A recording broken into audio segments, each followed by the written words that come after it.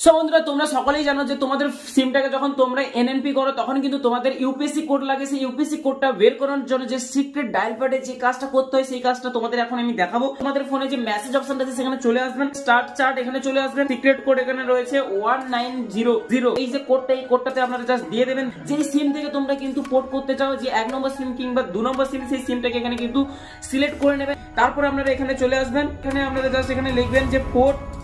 এই যে কথাটি লিখলেন এই কথাটা কিন্তু সম্পূর্ণ আপনাদের ক্যাপিটালেই হতে হবে। সেখানে কিন্তু তোমাদের মোবাইল নাম্বারটা বসিয়ে দিলে কিন্তু আপনাদের একটা মেসেজ করে দিতে হবে। সো বন্ধুরা তোমরা দেখতে পাচ্ছ এখানে কিন্তু আমাদের ইউপিএসসি কোডটা এখানে চলে আসছে। সেটা কিন্তু আপনাদের কত তারিখ অবধি ভ্যালিড হতে পারে সেটা কিন্তু এখানে দিয়ে দেওয়া হয়েছে। এখানে কিন্তু মিনিমাম আপনারা যখন কোডটা বের করবেন সেই ডেটের হিসেবে কিন্তু আপনাদের 5 দিন কিন্তু আপনারা সুযোগ পেয়ে যাবেন, যে কোনো দিনের মধ্যে পোর্ট করে নিতে পারবে। এবং তোমাদের দোকানে গিয়ে সেখানে কিন্তু তোমাদের আধার কার্ডটা কিন্তু নিয়ে যেতে হবে।